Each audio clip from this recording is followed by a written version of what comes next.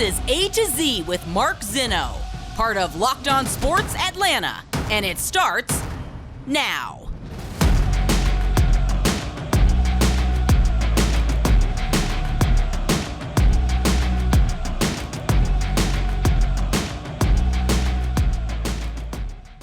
Good afternoon. Welcome to A to Z here on Locked On Sports Atlanta, where today I tell you, man, I'm tired of being right. Welcome in.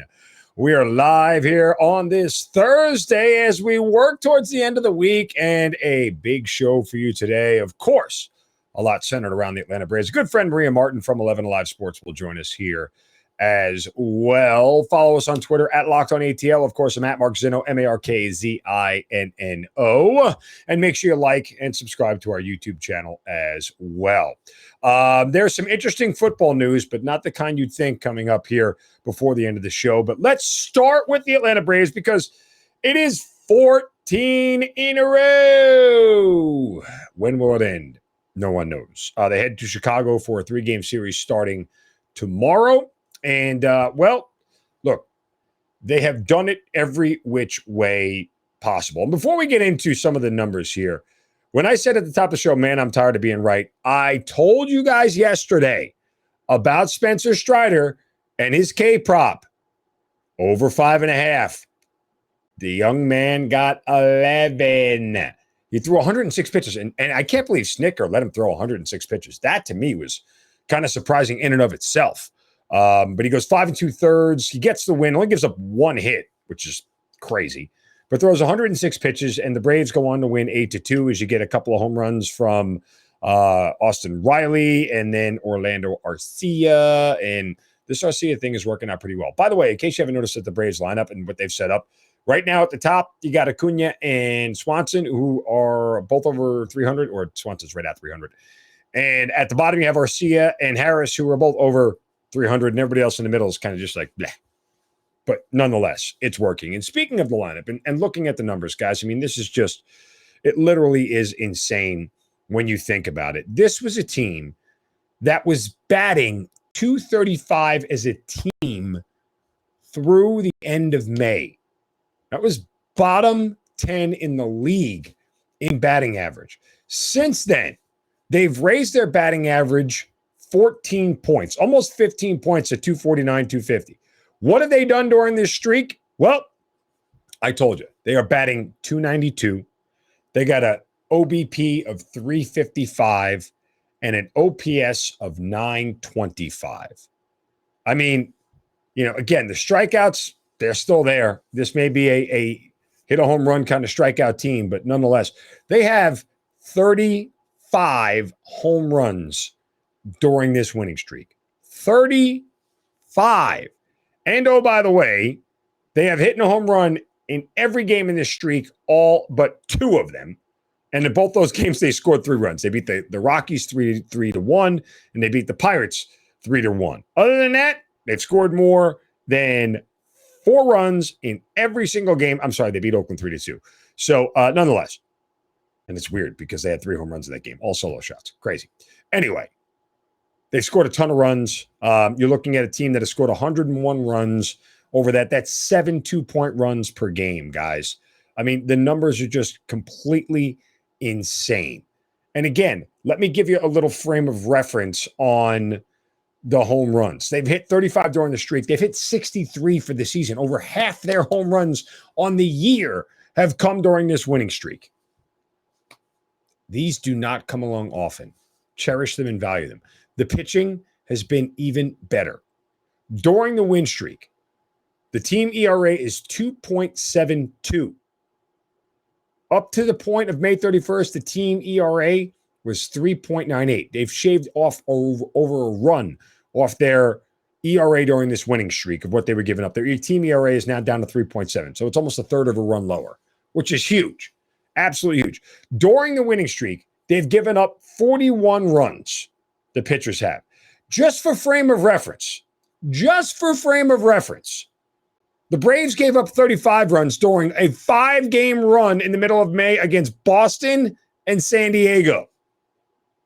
35 in 5 games, and they allowed 41 over the course of the last 14.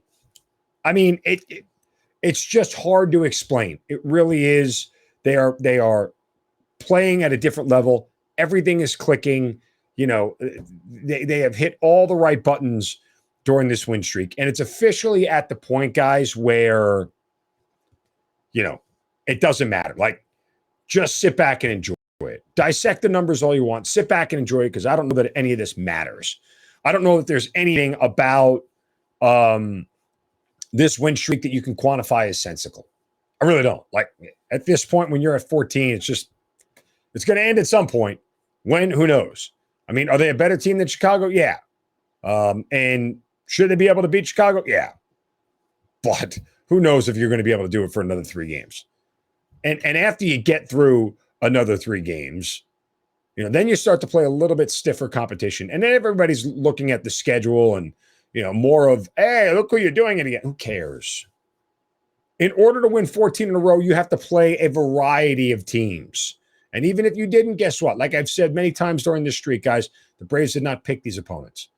They did not pick them. What is crazy about the next 3 days, they have 3 straight day games, all at 2:20 Eastern.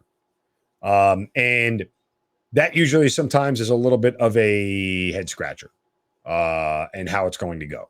So, some guys react different during the day. Creatures of habit, especially on the road. Sometimes day games at home are a little bit easier to stomach. You sleep in your own bed. You're a little bit more comfortable. Day games on the road are weird. They always have been. But you're going to get Charlie Morton, Kyle Wright, and Ian Anderson going up against the Cubbies. So enjoy it. Keep your fingers crossed and absolutely enjoy it. One thing I did enjoy from Falcons training camp was Arthur Smith. It's interesting. I was talking to some other colleagues out there, my good friend Michael Rothstein from ESPN and ESPN.com. We were having the conversation about Arthur Smith. You get into the press conference with him, and he's got this very dry, deadpan sense of humor and lays it on. And he says really nothing. Like, as far as coaches who say nothing, like Dan Quinn said nothing, but he talked a lot. Arthur Smith says very little and says nothing. And it's all very straightforward. And that's not a knock on him at all. It's what coaches are supposed to do. Every now and then you can try to get him off his script, but it doesn't happen often. But he sits back in these press conferences and he relaxes and he cracks a couple of jokes and he disarms everybody in the room. And that's kind of what you're supposed to do, especially at this point in the season, right? Because and people were saying, some people don't like, my media colleagues and I were talking, some people don't like the fact that he's so laid back and he's so jokey around and this, that, and the other, because we want our football coaches to be serious, because football is serious and it's very important and it's serious business for serious people. And so we get this sort of thought process that our coaches have to portray and echo that seriousness and that severity. And if they don't, they're not going to be long for this job. I would argue with this roster, you better have a sense of humor, because there's probably not going to be a lot to smile about otherwise. And again, that's not, a knock. It's just, this is not one of the more talented rosters in the league. That doesn't mean they can't win games.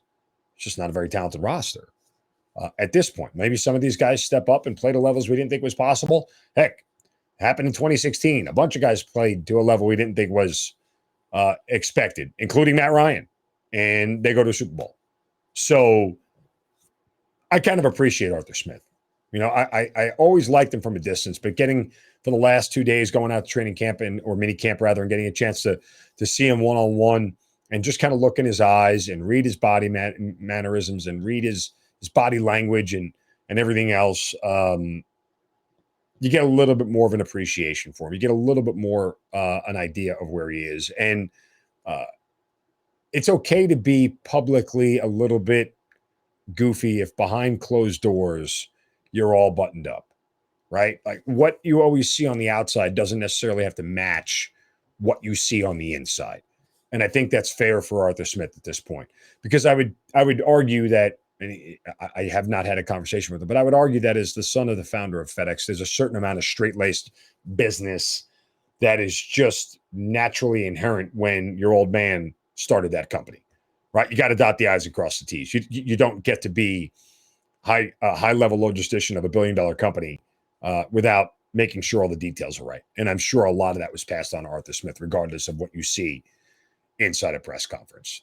My fellow colleague, Maria Martin of 11 Alive Sports, was out at training camp with me. Of course, she's out at Truist Park when the Braves are here. She's one of the hardest working people in the biz and great gal pal of mine. She's coming up next right here on A to Z on Locked On Sports Atlanta, free on YouTube and wherever you get your podcast. Search Locked On Sports Atlanta. We'll be right back.